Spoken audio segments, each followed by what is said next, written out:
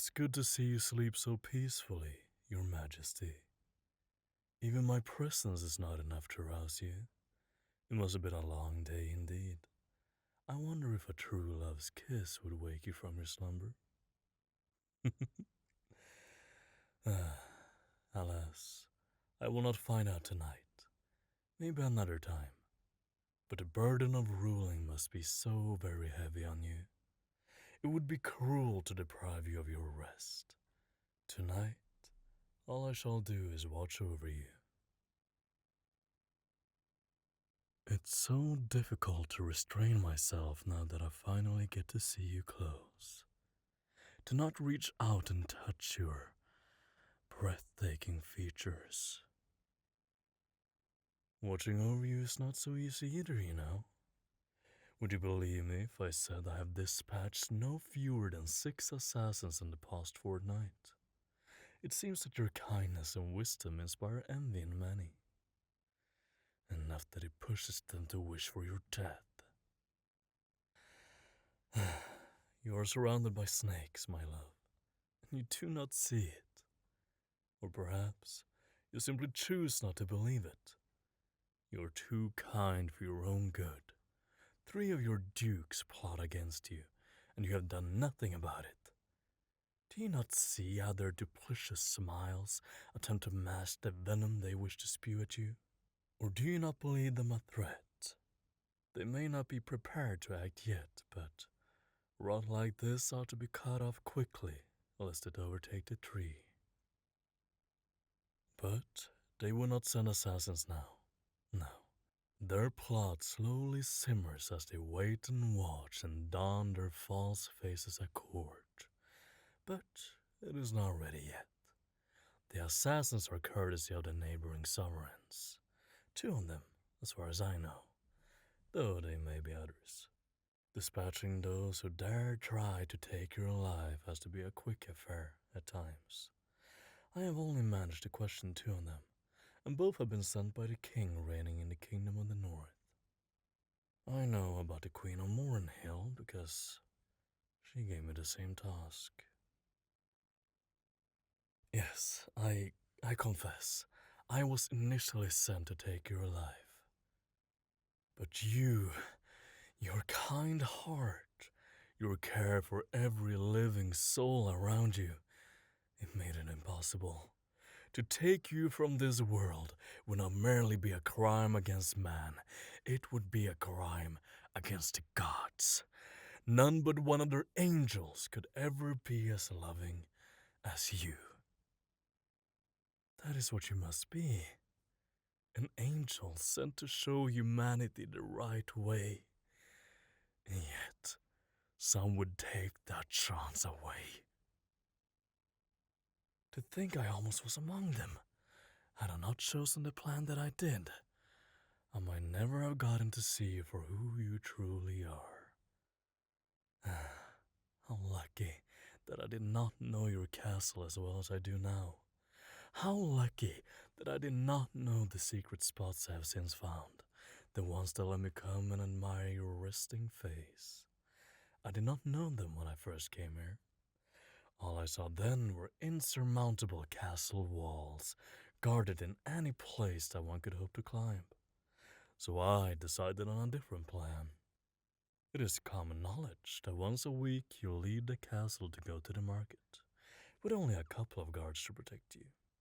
Back then, I saw that as a sign of foolishness and naivety. But I know better now. In your wisdom, you never forget that you serve your subjects as much as they serve you. When you go to the market, you see the common people far better than when they come to your court to beseech for aid or judgment. But back then, well, I saw it as an opportunity instead. I found a tattered cloak to wrap around myself and pretended to be a beggar, like ones you see in every city in the surrounding kingdoms. I had not noticed that there were no beggars in your capital. My plan was to sit there quietly as you passed, and I intended to shoot you with a poisoned bolt and slip away into the crowd. But that was not how it played out. Do you remember, Your Majesty? I do not know how long it has been since you've done the same for another poor lost soul. How I hope that you remember. To be in your thoughts and memories. Well, one can dream. No, I do not know if you do the same every month or once a decade. What I do know is that instead of passing by me, as I had expected you to, you looked right at me. I almost thought that you could make out the silhouette of a small crossbow under my cloak. But no, you came up to me and asked me why I was begging, whether I needed help. I remember. I could not stop staring at you, could not believe that you would ask that. So you smiled and asked me if I had a place to stay tonight. In my shock, I could not speak. I shook my head. You called your guards over and asked one of them to fetch a loaf of bread and some fresh cheese. With the same kind smile, you held your hand out to me, like an angel come for my soul. I was entranced. Your smile, your eyes, your kindness and concern. I have not seen concern like that from anyone else in my life. No, you alone are my angel. I took your hand, already willing to follow you anywhere, with half a mind to hand you my soul in that very moment.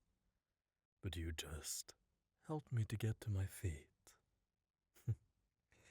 You talked to me while the guard was gone. You asked me whether I had arrived in the city recently. I still cannot speak, so I just nodded. You explained that any religious house in your kingdom would take in those in need of food or shelter, no matter who they were. That there were places to help those who needed a healer or a rebalancing of the humors.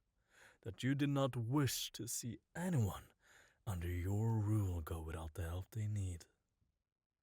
When your guard came back, I could smell the bread in the cloth he held. The bread. It wasn't a regular bean or barley bread, nor was it a rich rye loaf that I would buy after a profitable contract. No, it was the white and soft kind that nobility eats. I had only ever seen it on the tables of those I was to kill. And here you were, giving me a full loaf of this delicacy.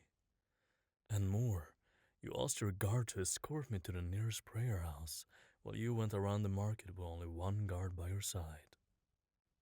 Your guard was courteous and polite. When I asked whether you were often like this, he simply answered that you were always like this. I can see now that he spoke true. I questioned him no further, just followed him. Of course I did not stay at the prayer house, I had a room at a nearby tavern, but I needed to see with my own eyes the proof of your kindness and mercy. And I did. The house only had a few occupants, all of them looking far better off than the poor I've seen in other kingdoms. Those who were able were working in the garden with one of the priests, and all were well cared for. In the next few days, I could not make up my mind. I followed in your shadow to see if your kindness could be a front for something else. I think I could not admit to myself just how drawn to you I found myself. It was too difficult then to admit that anyone can be so perfect. And as I watched you day by day, I only saw kindness, mercy, wisdom, love. You are perfect, Your Majesty. You are perfect, my love. I know I am quite far from an angel. I know I do not deserve to have you guide my soul into any of the heavens. But I shall guard the angel heaven sent here. I shall keep guarding you. And maybe one day I will be worthy of another smile from you. I do not dare hope that you'll have me by your side. Gods, what wouldn't I give to be by your side? To be yours. Your anything. I could be your dagger in the dark, striking your enemies down before they can make a single move against you. I could be your sword and shield, your knight and protector, your advisor, your loyal follower, your personal servant, your guard dog, your bed warmer, your lover, if you let me be greedy. My greed for you is endless even now, but I shall content myself with this for the time being your shadow, protecting you, and admiring you as I guard your rest. I see the sun beginning to rise. I'm afraid I have to bid you farewell for now, my love. I do not wish for your servants to discover my presence. I shall miss you every moment we are apart, for you shall be the sole occupant of my thoughts.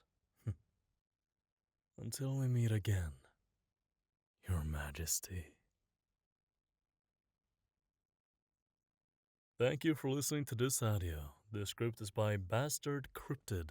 Please give them some appreciation. It was a very nice script. If you enjoyed it, like, comment, subscribe, all of the YouTube nonsense. And let me know what you would like to hear next. Alright. Bye-bye, guys.